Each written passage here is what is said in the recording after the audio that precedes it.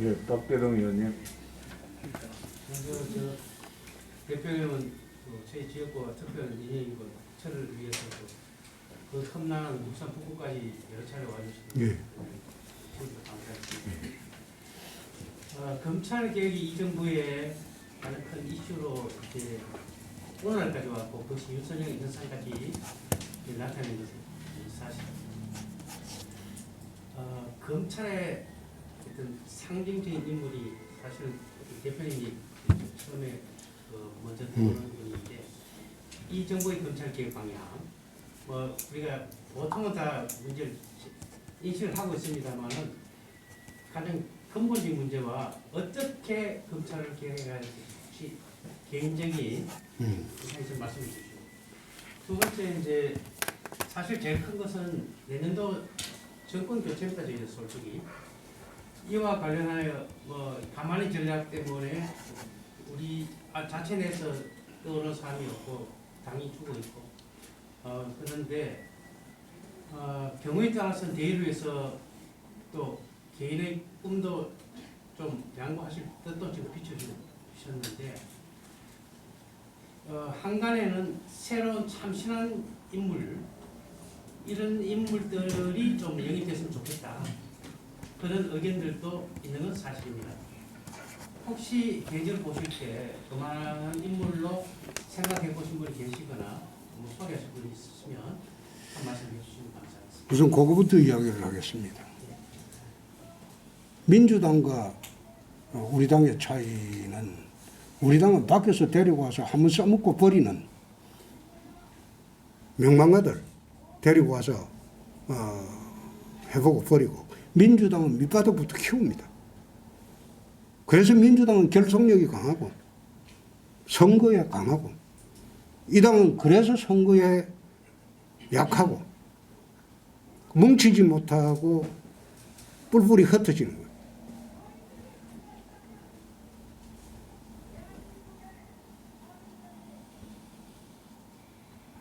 이 당이 내 들어온 지 26년 됐어. 이해창 총재 데리고 와서 10년의 허송세월을 보냈어.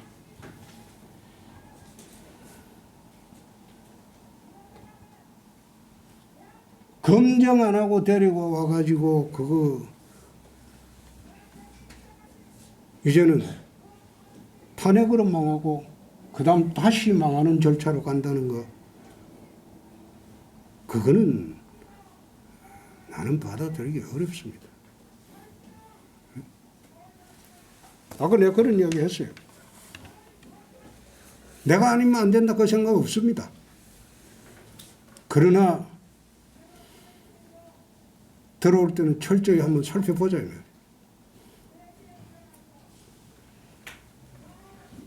검찰개혁 방향은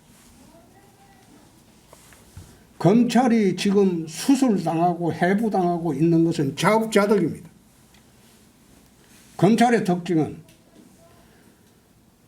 바람이 불기 전에 먼저 눕고 바람이 그치기 전에 먼저 일어나는 겁니다.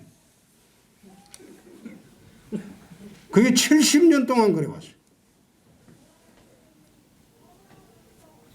지금 조국이하고 비판하는 거 보세요. 윤석열이가 보니까 이 정부에 끝날 것 같으니까 대들었다 이러잖아요. 그게 검찰의 속성이야. 그러니까 문재인 입장으로는 겁나지. 그러니까 이거 수술해야 되겠다. 180조 가지고 있겠다. 국회에서 마음대로 수술할 수 있죠. 이 검찰 자업자득이야. 그 두 번째, 지금 검찰에 있는 사람 중에 실력 있는 사람이 별로 없어요. 옛날에는 검사 하나가 뜨면 그 도 전체가 흔들릴 정도로 대단했어요. 우리가 검사할 때.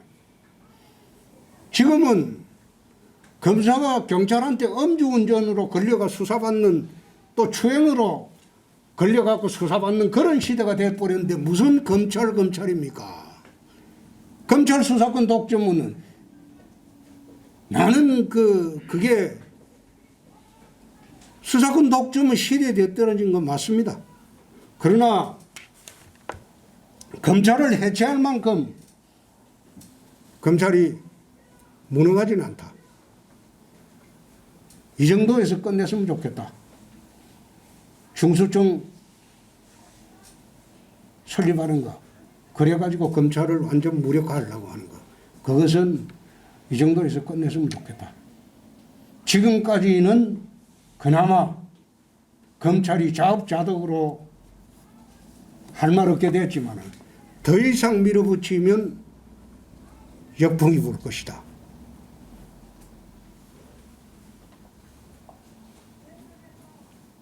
됐습니까? 예. 예. 우리 권은희 의원님. 네.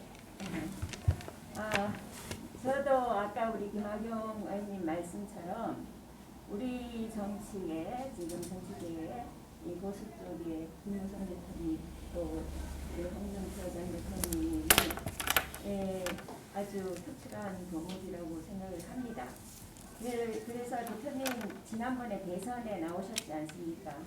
그 대선이 끝나고 난 뒤에 대표님이 어떤 부분이 약했는지 패배한 가장 큰 원인이 뭔지 아마 분석을 해보셨을 겁니다. 네. 그래서 그 부분에 대해서 얘기를 한번 해주시고요.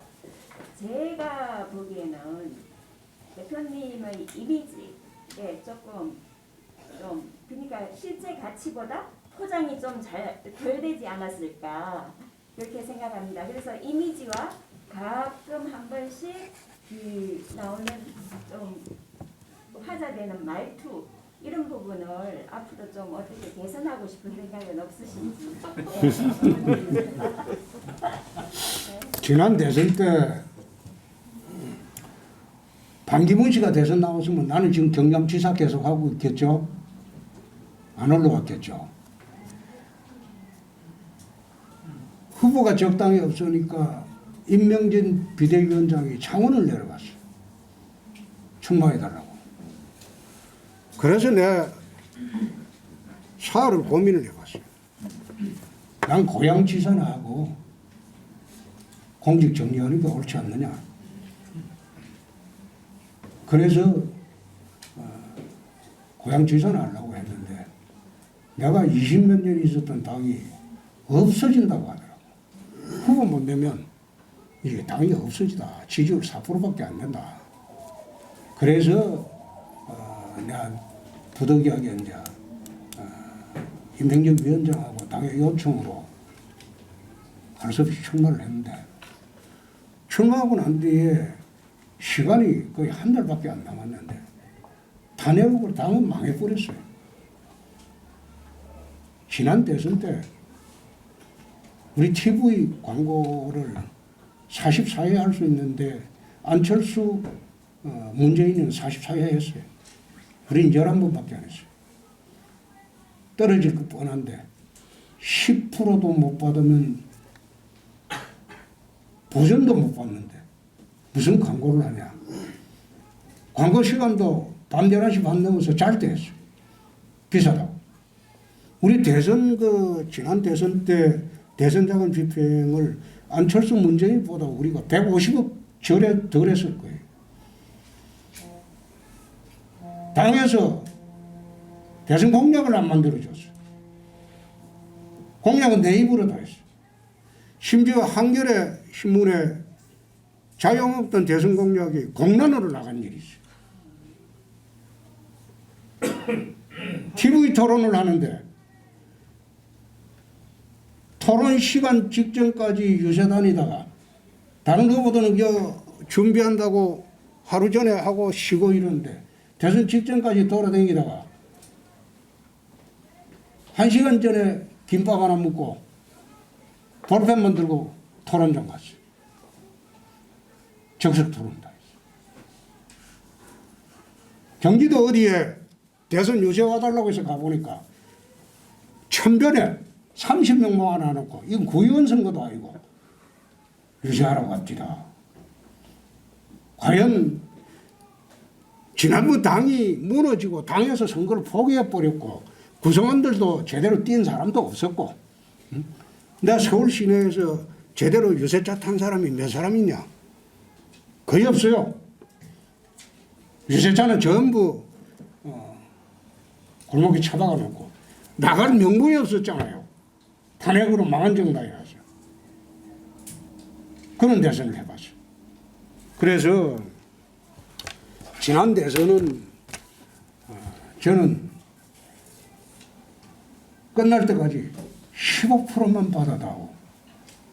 그러면 대선 비용을 우리가 돌려받을 수 있다. 그 생각으로 뛰어댕겼어요. 당에서는 10%못 받는다고 하고 국민은행에서 돈을 빌려줬는데 매일 여의도 연구소 가서 대선 지지도 체크를 했어요. 이 돈만 받아가고 싶어서. 매일 국민은행에서 이철우 사무총장한테 와서 그거 어제 여연에서 조사한 거 보자고. 매일같이 그랬어요.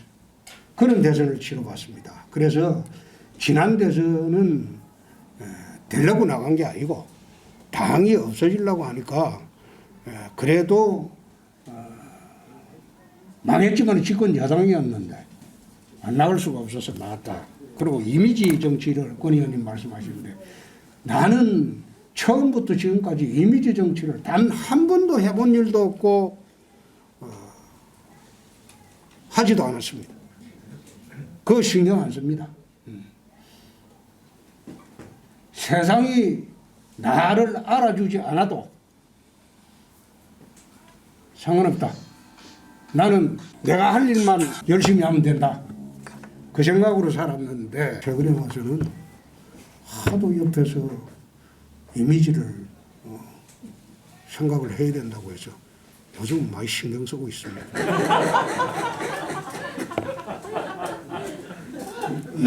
많이 쓰고 있답니다. 예, 다음은 우리 이혜원 의원님. 네.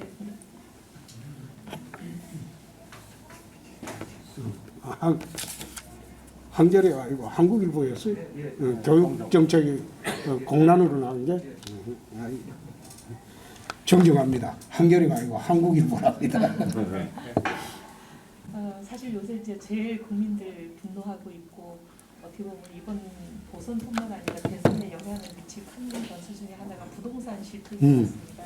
요즘 LH가 굉장히 큰 변수가 되고 있는데 사실 부동산 문제는 제가 기억하기는 우리 홍 대표님이 반값 부동산 관련해서 지금 여러 주자 중에서 가장 전문성이 있는 분이라고 알고 있는데 이번에 저는 이 정부가 실패한 대목과 LH가 연결된 부분이 있는데 우리가 그 부분에 대해서 좀 놓치고 있지 않나 싶어서 말씀을 드려보겠습니다. 좀 홍 대표님이 짚어주시면 어떨까 하는 대목인데요. 공급이 부족하지 않다고 계속 주장하면서 공급 억제가 있고 결국 그 부분에 대해서 3년 반 고집을 부리다가 이제 공급 부족하다 시인하고 공급 확충으로 돌았는데 제대로 된 민간 규제를 풀어서 공급을 확충하는 방향으로 가지 않고 가짜 공급 확충을 하는 거잖아요. LH 등을 동원한 공공 공급 확충을 하는 거 아니겠습니까? 근데 사실은 이제 민간 개발을 풀어주면 될 거를 소유권을 공공이 가져가는 식의 개발을 하다 보니까 지금 이런 사태가 생기는 건데 신도시는 그나마 다행이지만 이제 지금 서울에 지금 대규모 하겠다고 하는 이 공공 개발은 LH가 사실상 공공 재개발 재건축을 하면 소유권을 다 가져가는 거 아닙니까? 서울에 이제 대규모 이제 이런 일들이 벌어지게 돼 있는데 이러면 오히려 더 문제가 생기는 상황인데 차제에 이 LH가 사건을 터뜨린 것을 계기로 그런 식의 LH가 소유권을 가져가는 역세권 개발도 그렇고 중공업 지역 개발도 그렇고 온갖 지금 저밀도 저층 주거지들을 지금 고밀도 개발하겠다는 것도 다 지금 LH가 지금 주도하는 개발로 돼 있잖아요. 이거 중단시켜야 된다. 지금 저기 광명 시흥에서 일어난 것보다 더 큰 문제가 지금 서울에서 일어나게 돼 있다라는 문제를 제기하고 방향을 틀게 하는 게 저는 우리 당에서 주장을 해야 될 것 같은데 어떻게 보시는지 하고 앞으로 LH를 이제 밟은 세곤에서 문제를 확실히 마무리하려면은 특검하고 뭐 물론 지금 합의는 됐지만 어떤 부분을 더 다잡아야 될지 수사의 전문가시고 모래시계 검사시니까 조언을 좀 주시기를 부탁을 드립니다. 제가 명예박사 학위가 2개가 있습니다. 반값 아파트 대가시죠. 네. 하나는 법학박사고 네. 또 하나는 부동산학 박사입니다. 제가 학위가 2개가 있습니다. 그런데 노무현 대통령 때 하도 아파트 값이 치솟아 가지고 반값 아파트 법안을 만들었어요. 싱가포르 정책입니다. 싱가포르 주택청까지 방문해서 싱가포르 정책을 모델로 해서 반값 아파트 법안을 만들었는데 2014년도가 5년도에 제가 경남지사로 가 있을 때 여야가 합의로 국회에서 그 법을 폐기했어요. 근데 그 법을 폐기해놓고 박영선 후보가 반값 아파트 만든다고 이제 설치고 있어요. 그건 내가 이거 보면서 그 너희끼리 다 국회에서 합의해서 폐기한 법안 아니냐. 내가 만들어놓은 법안이 있거든. 근데 그 법안대로 하려고 하니까 이명박 대통령께서 그 당시에 내가 법안을 2009년도 통과를 시켰는데 네가 대통령 되거든 그거 하고 내 때는 안 한다 이랬어요. 그래서 문제가 되는데 이 부동산 정책에 가장 지금 문제가 되는 게 지금 LH가 3기 신도시 가지고 부정이 있었니 없었니 저 이야기를 하는데요. 여러분들은 잊어먹었는지 모르지만 1기 신도시 때도 980명이 구속이 됐어요. 투기로. 2기 신도시에도 거의 400명이 구속이 됐어요. 그 공직자도 많습니다. 3기 신도시에도 그런 부정이 없을 줄 알았냐. 지금 그 LH 때문에 분노를 하는 거는 부동산 그 부정 투기 이것보다도 이 정부에서 25차례 부동산 조직을 발표했는데 전부 국민들 속을 뒤집는 정책만 발표를 했다 이 말이에요. 그러니까 LH 부정이 딱 쓰니까 그게 폭발을 한 거예요. 신도시는 정책 발표하면 1기 신도시에도 958명가 투기로 구속이 됐어요. 2기 신도시에도 370명가 투기로 구속. 그때 1, 2기 다 검경합동수사반 해가지고 투기조사를 다 했어요. 그래서 부정 여부가 문제가 아니고 방금 이혜원 의원님 말씀하신 이 정부의 좌파정책이 문제입니다. 부동산에 대한 좌파정책이 말하자면 부동산 대란을 불러오게 한 원흉입니다. 그리고 서울시 같은 경우에 도심 초고층 재개발해버리면 돼요. 홍콩항 가보세요. 땅은 좁죠? 40~50층은 보통입니다. 홍콩도. 마찬가지로 미국 뉴욕항 가보세요. 도심 초고층 개발을 해갖고 공급 확대를 하면 되지. 그러면 사람들이 거기서 밥 먹고 그 옆에 회사 가고 이동거리도 짧고 얼마나 편리하겠어. 이제 앞으로 한번 두고 보세요. 재택근무 시대가 되면 홈오피스 제도도 생길 겁니다. 가정하고 사무실하고 같이 분양하는 홈오피스 제도도 그 홈피스라고 그러죠. 그런 주택도 건물도 생길 겁니다. 그러면 부동산 대란의 가장 큰 원인은 이 정권의 좌파 정책에 있다. 민간을 억누르고 공공을 앞세워갖고 사회주의 배급제도처럼 주택 배급제도처럼 하려고 하다 보니까 그게 터진 것이다. 단지 LH 부정은 문제가 아니다. 그리고 두 번째, 최근에 의원 전수보다 문제가 생겼을 때 내 조영하고 김종인 지도부가 뒷걸음질 치는 거 보고 야 뭐가 캥기냐. 그거 받아라. 특검도 받아라. 국정조사 받아라. 야당이 뭐하냐. 이랬지만 아마 변진희 의원이 카톡을 돌려가지고 의원들 91명가 서명을 받아버렸어. 그러니까 지도부에서 꼼짝 못하고 이제 받아들이는 경우가 됐는데 이 의원들 전수조사하는 거 이것도 그렇습니다. 이 전수조사를 그냥 하지 말고 싸그리 다 하자 이 말이에요. 네?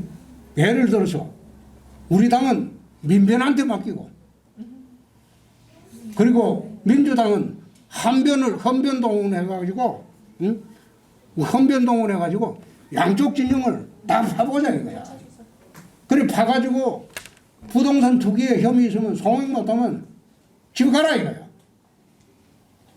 그러면 부동산 투기대책 특별위원회를 만들어가지고 전국적으로 다 하자 이거야. 모든 공직자들 응? 전부 부동산 조사를 다 해보자 이 말이야. 그냥 공직사회를 깨끗하게 하고 뭐 문재인 대통령이 그래 이야기했대. 부동산 적폐라고. 그럼 박근혜 적폐 수사할 때처럼 적폐 수사 한번 해보자 이 말이야. 나는 문재인 대통령이 부동산에는 자신 있다고 말한 게 한두 번이 아닌데 아마 다 나와 있어요. 자신 있다. 또 최근에 집값이 안정됐다. 그래 이야기했는데 나는 그걸 보고 저 사람 참 저분 참 어떤 생각으로 저런 이야기 하냐. 그래 보면서 양산에 자기 사저가 공시지가가 내렸어요. 근데 사저가 그 주변에 6채가 있는데 5채는 올랐어. 지집만 내렸어. 그래서 집값이 안정됐다고 그러길래 저 지집값 안정된 거 보고 저러나. 한번 찾아보세요. 양산에 자기 사저 옆에 6채 있는데 5채는 공시지가 올랐는데 지집만 내렸어. 그래 그거 보고 집값이 안정됐다고 그러나. 양산시장 감사감이래요. 민주당이. 산정이 부당한 거 아니에요? 그 민주당이. 그래서 내 이야기는 단순히 LH 문제에 격분해서 하는 게 아니고 이 정부의 좌파 부동산 정책으로 촉발이 됐고 이것을 계기로 대한민국 전 공직자들, 선출직들 전부 부동산 적폐에 해당되는 게 안 되는 게 빨가벗고 올라가 보자 이 말이야. 올라가서 심판 받고 그 문제 있으면 쳐내고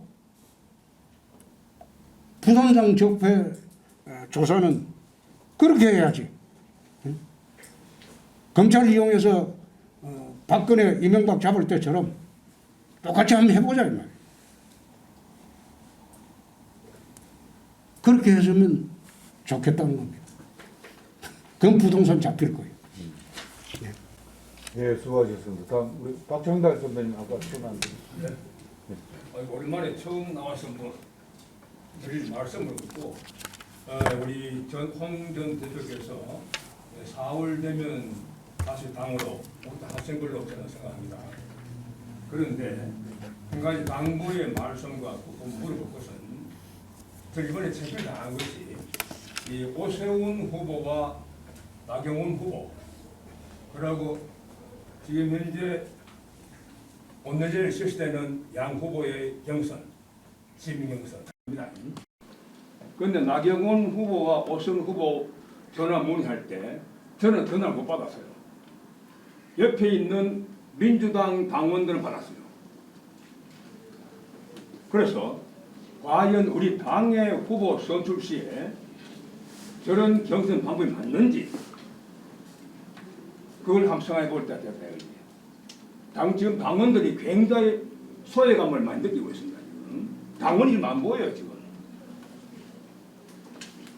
중앙당만 시끄리 하지 우리 바닥에 당원들은 못 옵니다 지금. 그래서 앞으로 당직을 가지고 계신 분들 많이 계시는데 당내 후보 선출할 때는 당원들께 물어야 되지. 밖에 물으니까 역선택이 나온다 이거예요. 역선택이. 그래서 앞으로 이런 부분들을 앞으로 당직을 갖는 분들은 좀 참고를 해주시고 지금 안 후보와 오 후보와의 경선은 괜찮습니다. 그거는 뭐 시민은 다 좋은데 당내 후보는 앞으로 우리 당원들이 선출할 수 있도록 좀 참고를 해달라는 그런 말씀을 좀 드리고 또 한 가지는 이 당협위원장 문제 이 공천과 동시에 당협위원장입니다. 그 지역에 우리 당원들은 누가 누군지 그것도 모르는 상황 속에서 당협위원장이 바뀝니다. 이 과연 이 당이 가능한지 바람직한 건지 이러한 것도 앞으로 당직을 들어가시는 분들은 좀 참고를 해서 당을 잘 운영해야겠다 이런 당부의 말씀을 드리는 겁니다. 이상. 예. 저는 소속이 없기 때문에 그냥 듣겠습니다. 예, 우리 또 홍일교 의원님.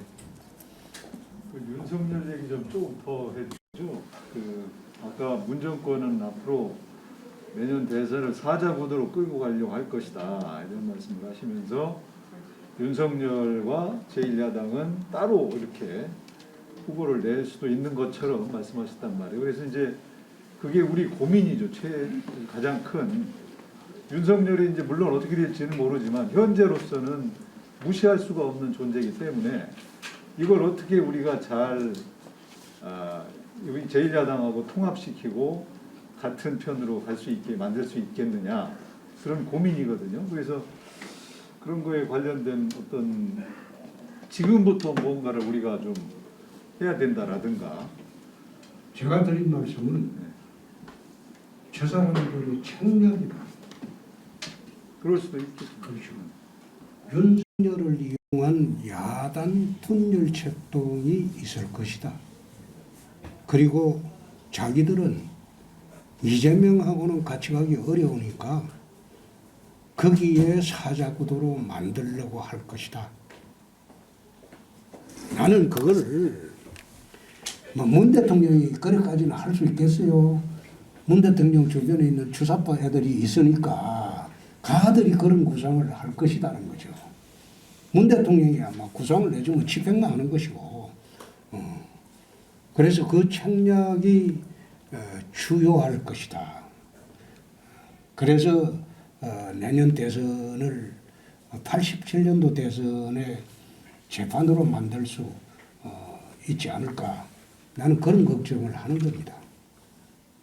보완해서 그거는 여당이 그렇게 책략을 쓸 수는 있는데 윤석열이가 말려 들어갈 가능성이 크다는 전제가 성립이 돼야 되는데 윤석열이 과연 그럴까? 또 윤석열이 만약에 정치를 지금 할 걸로 보이는데 한다면 우리가 윤하고 해서 우리 스스로 분열 가능성을 막을 수도 있지 않겠습니까? 오늘 윤석열 문제는 그 정도 하겠습니다. 아직 뭐 윤석열 씨 말도 없잖아요. 여기서. 아직까지는 아까 이야기했지만은 항성인지 행성인지는 2달 있어 봐야 된다. 항성이 될 때 우리가 검토하는 거지 아직은 행성에 불과하다. 네, 또 다른 의원. 우리 김무성 대표님. 자, 더 이상. 하나만 그만합시다. 주제를 조금 바꿔서 이제 큰 그림을 그리시는 분이니까 지금 서울에서 미국과 외교 국방 총파시도 회담 마치고 오늘 공동선언 발표가 됐는데 그 외교 안보 경제 모든 면에 있어서 미국과 중국의 큰 새 우체가 끼어 있지 않습니까? 그러니까 이제 종전 드러나면 경제는 중국, 안보나 국방은 미국 이쪽에 주로 의존하는 그 형태로 왔는데 지금 돌아가는 형태는 호타이 문제를 비롯해서 한국이 선택을 해야 할 순간에 올 수 있다. 이제 그렇게 흘러가고 있기 때문에 대표님 보실 때 이쪽에서 우리가 택해야 할 길은 어떤 것이라고 보십니까? 19세기 중葉부터 20세기 중葉까지 한 80년 동안 동북아시아에 세계 대전급 전쟁이 6개가 있었습니다. 청일전쟁, 노일전쟁, 만주사변, 중일전쟁, 태평양전쟁, 6.25 전쟁. 이 6개가 세계 대전급 전쟁이었어요. 우리가 역사책을 보면 발칸반도를 유럽의 화약고라고 했습니다. 그런데 실제로 세계의 화약고는 한반도를 중심으로 한 동북아시아였어요.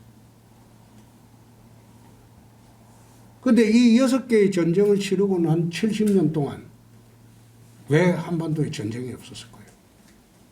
전쟁이라는 것은 세력의 균형이 무너질 때 생기는 겁니다. 한쪽에서 이길 확률이 80% 이상 될 때 전쟁을 일으키는. 그러면 지난 70년 동안 전쟁이 없었던 가장 큰 이유는 북중러 사회주의 동맹과 한미일 자유주의 동맹이 휴전선을 경계로 세력 균형을 이뤘기 때문에 전쟁이 일어날 수가 없었어요. 근데 문 정권 들어서 이 세력 균형이 깨지고 있어요. 한미일 자유주의 동맹을 해체하고 북중러 사회주의 동맹으로 들어가려고 하는 움직임이 지난 4년 동안 끊임없이 제기가 됐어요. 그 바람에 세력 균형이 무너지고 있고 또 북핵 개발로 한미 군사적인 대치가 지금 현저히 무너져 버렸어요. 북핵 개발로. 재래식 무기 대칭할 때는 거의 비등했어요. 일부에는 우리가 좀 우세했고. 근데 지금 핵이 개발되면서 이거는 아예 군사적으로는 게임이 안 되게 되어버렸어요. 그럼 이 비대칭 전력을 가지고 핵을 가진 북한을 어떻게 균형을 이룰 것이냐. 그것도 큰 숙제예요. 그래서 지금 미국이 요구하는 거는 인도, 일본, 그리고 호주, 미국, 이 쿼드 동맹으로 대중국 포위망을 형성을 했어요. 근데 여기에서 베트남, 뉴질랜드, 한국도 앞으로 참여 요구할 겁니다. 쿼드 플러스 3로. 그래 되면 한국은 선택의 기로에 섭니다. 경제는 중국, 안보는 미국, 이런 얄팍한 짓 못할 겁니다. 그런 식으로 허리멍덩한 짓을 지금 할 시점이 아닌 그런 순간이 오고 있습니다. 그래서 우리가 70년 동안 전쟁이 없었던 가장 큰 이유가 한미일 자유주의 동맹입니다. 이 동맹을 기반으로 이 나라가 안전을 추구해야 되고 그리고 5천만 국민의 생명과 재산을 지켜야 한다. 그 기반을 무너뜨리면 안 돼요. 그래서 그런 기반으로 외교, 국방, 대북 정책을 펴는 게 옳지 않느냐. 사실 우리가 한나라당 때부터 줄곧 비판했던 햇볕 정책, 그거 햇볕 정책의 출발은 노태우 시절의 북방 정책입니다. 한국 보수 진영에서 햇볕 정책을 제일 먼저 시작한 거예요. 노태우 시절의 북방 정책으로 인해서 남북 관계를 재정립하면서 남북 공동 군사 합의서까지도 만들고 다 했어요. 91년도. 그러니까 그게 현실적으로 대북 지원으로 들어가는 게 DJ 때 햇볕 정책 이름으로 바뀐 거예요. 근데 햇볕 정책이 나쁜 정책이 아니에요. 근데 그게 왜 비난을 받는가 하면 도와주면 뭔가 얻는 게 있어야 되는데 맹목적인 지원만 하다 보니까 요즘 와서 소대가리 소리 듣고 선전적으로 뭐라 하더라 머리 돌대가리 소리도 듣고 이래도 아무 말 못하는 이런 꼴이 돼버린 거예요. 그래서 햇볕 정책이 나쁜 게 아니에요. 주면 뭔가 대가가 있어야지. 주고 밥 맞는데 왜 자꾸 주려고 하는 거예요? 그게 바보 같은 정책이 돼버리지. 그래서 대북 정책은 저는 기본적으로 그렇게 생각합니다. 대북 정책은 체제 경쟁을 하자. 너는 공산주의 체제로 하고 우리는 자유민주주의 체제로 하고 서로 위협하지 말고 서로가 자기 체제에 충실하게 열심히 살아가지고 우리 체제가 좋으면 우리 체제로 통일이 되고 공산주의 체제로 좋으면 공산주의 체제로 통일이 될 거 아니냐. 그래서 나는 기본적으로 대북 정책을 체제 경쟁 정책으로 바꿨으면 합니다. 바꿔가지고 너희 나라 간섭 안 할게. 열심히 살아라. 우리도 간섭 안 하고 열심히 살고. 그러나 한민족이니까 체제 경쟁을 해가지고 우리 체제가 우위라면 자연적으로 통일이 우리 체제로 되는 거고, 그렇지 않으면 누구 체제로 되는 거 아니야. 그걸 왜 성급하게 통일을 억지로 하려고 하느냐. 난 반통일주의자도 아니에요. 통일을 해야 되지만 서둘 필요 없다. 서로 체제 경쟁하자. 비난하지 말고. 그렇게 하면 될 걸 왜 그래 복잡하게 생각하는지 난 이해가 안 되더라. 예.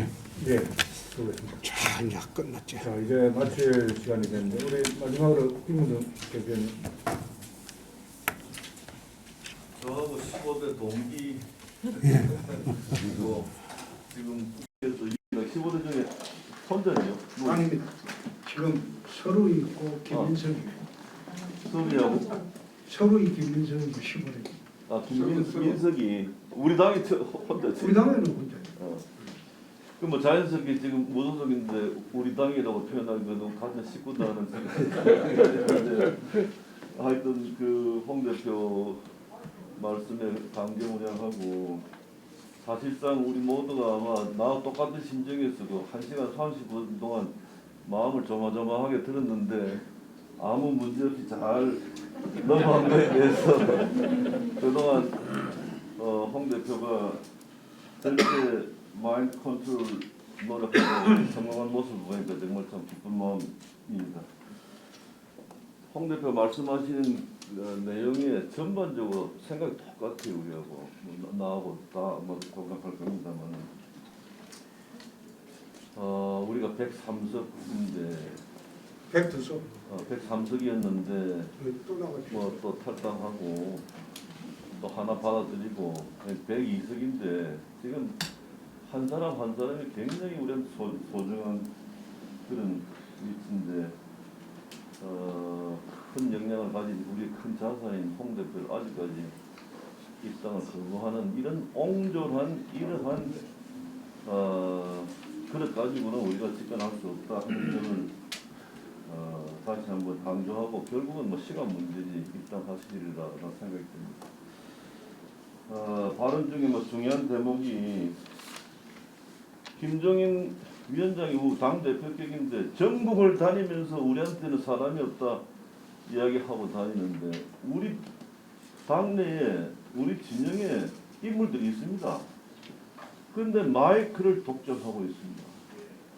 그러니까 우리가 보유하고 있는 대권 주자들을 스스로 또 출마 의사를 밝힌 사람들을 마이크를 붙잡을 수 있는 기회를 줘야 됩니다.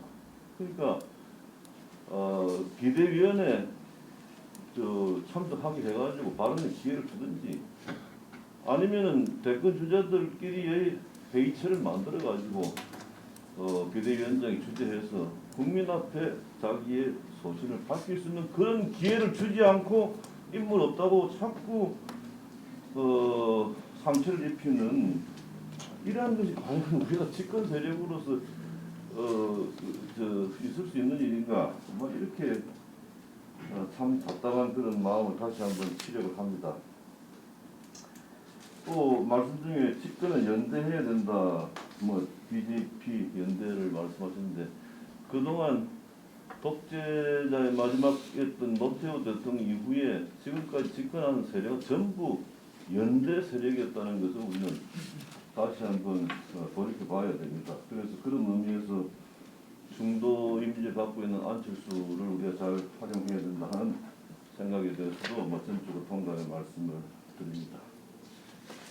당장 지금 처해져 있는 이 상황, 아침에 저희 화장실에 이쪽 와서 봤더니 그 청소하시는 여성께서 변기 청소를 하면서 저를 보더니 단일화 그게 왜 안 됩니까? 아이고 그게 돼야 되는데 좀 강화 좀 만들어 보세요. 나한테 이렇게 호소를 해요. 화장실에서 만났는데 이게 국민들의 염원입니다. 그런데 이것을 정작 후보 본인들은 생각이 있는데 당 대표란 자가 이걸 갖다 맡고 있으니 방해하고 당대표가 아니지. 위원장은 당 대표의 자격이지. 그래서 그냥 대위원장이지. 이거 참 기가 막히는 이야기고 우리 뭐 몇 번 그동안 강조해서 이야기합니다만 오늘 홍 대표께서 이제 처음 우리 대화를 하니까 이 단일화가 갖는 의미는 결국 통합의 의미이고 그다음에 지난 대선 때 처음에 이제 홍 대표는 무죄 받으려고 다 생각을 안 했잖아요. 무죄 받으리라고 우리가 사실상 그때 기대를 못 했거든. 그래가지고 이제 대법원 무죄 대법원으로 후보 될 수 있는 그런 기회가 늦게 온 거지. 아닙니다.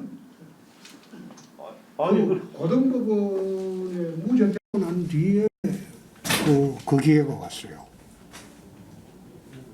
대법원의 계류 중일 때 출마해달라고 왔어요. 그 대법원 판결이 나기 전에 그렇죠. 이제 마지막에 됐기 때문에 예, 예. 그래 했는데 나는 지난번에 그 제의 안 하는 게 훨씬 편했죠. 어쨌든 문재인 후보가 41.08%로 집권을 했고 홍준표, 안철수, 유승민 합치면 52.2%였고 이 세 후보가 단일화됐으면 그 시너지로 더 큰 차이로 우리가 집권할 수 있었지. 그 와중에서도 그러니까 이 역사의 교훈은 다음 선거에도 단일화하지 않으면 집권할 수 없다. 또 1년 앞의 대선 전에 1년 전에 치러지는 서울시장 선거, 전국 선거와 똑같은 성격이기 때문에 대선에 우리가 내년에 집권을 정권 교체를 하기 위해서 서울시장 선거에 단일화를 한번 성공시켜 보자 이거였단 말이죠. 예. 그리고 안철수가 그 자리에 와가지고 했을 때 우리 생각이 같은데 왜 분열해가지고 좌파들 조언을 시켜야 되겠느냐, 우리 역사에 재임돼서는 안 되지 않겠는가 하는 설득에 이 사람이 자기 나름대로 헌신하는 생각으로 대권 도전해서 서울시장으로 내려와 서울시장 지면 대권 못 이긴다는 그런 생각을 가지고 단일화에 참여를 선언했단 말입니다. 그러면 우리 당으로서는 대권 가도의 제일 큰 장애물이었던 안철수가 자기는 당선되지 못하지만 우리를 떨어뜨릴 수 있는 힘을 갖고 있던 안철수가 스스로 그 장애물을 제거해준 여기에 큰 의미를 부여하고 당에서 그걸 적극 환영하고 그 보호를 갖다 잠재적인 우리 후보기 때문에 보호를 갖다 하고 그 다음에 그 시간 여유를 단일화 협상이 되게 어려운 거니까 시간의 여유를 가지고 단일화 협상을 성공시켜 가지고 스무스하게 아름다운 단일화로 가야 되는데 비대위원장이 안철수를 정말 이성을 잃고 저주에 가까운 그런 비난을 퍼부음으로써 사람을 이렇게 상처를 많이 입히고 뭐 연세 탓이겠죠. 당장 오세훈 후보도 단일화 하려고 노력을 많이 했어요. 그 뭐 다 알려진 이야기입니다만 어저께 김 위원장 생일 파티까지 쫓아가가지고 단일화 하겠다고 이야기를 하고 오늘도 잠시 찾아가 이야기했는데 안 된다.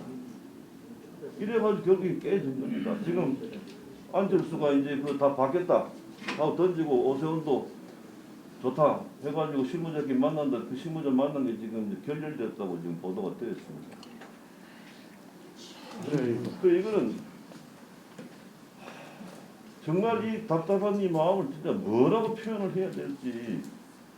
그리고 우리가 안철수 때문에 대권을 갖다가 뭐 이긴다는 전망이 전혀 없는 그런 상황에서 이렇게 아까 스스로 장애를 해결해줘서 거기다 고마운 마음으로 또 단일화 또 그러다 또 마음이 변할 수 있으니까 도망가지 못 가도록 옆에서 붙잡아 놓고 있는 이런 상황 이걸 보고 이건 어디까지나 우리가 정권 교체 집권하기 위한 목적으로 그런 하는 노력을 갖다가 저 사람들 안철수 편이라고 이렇게 우리를 갖다 매도하고 비대위원장부터 나서 그렇게 이야기를 하고 이렇게 비대위원장이 이 국민들이 짜증나는 이런 행위를 함에도 불구하고 당내에서는 여기에 대해서 누구도 나서서 항의하는 사람은 없고 이게 죽은 정당이나 마찬가지다 하는 그런 답답한 말씀을 드리고 어저께 장재훈 의원이 용기 있게 나서서 한마디 했습니다만 그래서 오늘 뭐 시간이 좀 지났습니다만은 1시에 가가지고 기자회견 했는데 안철수 오세훈 두 후보를 직접 만나서 오늘 단일화를 합의해라 이렇게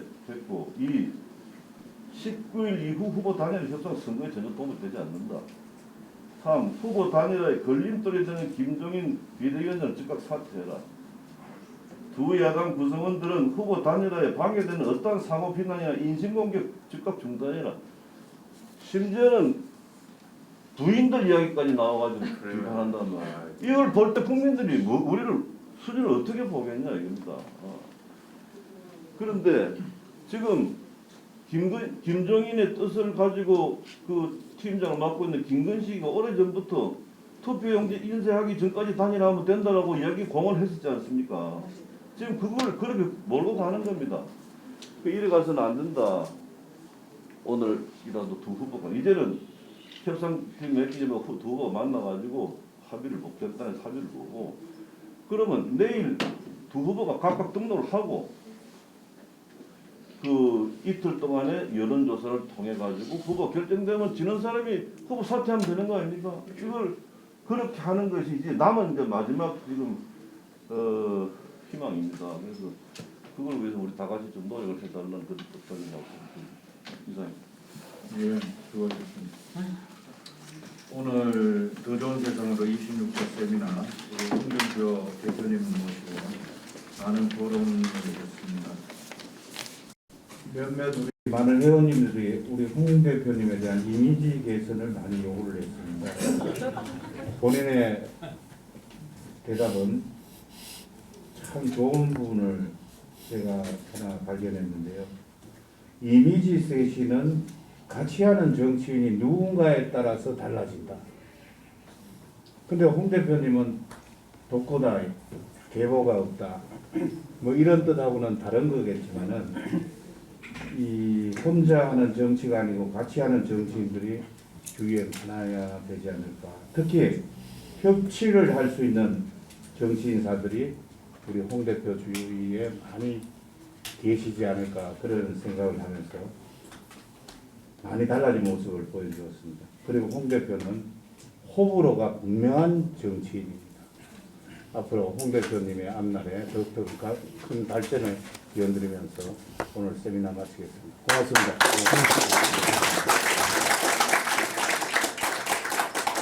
수고하셨습니다.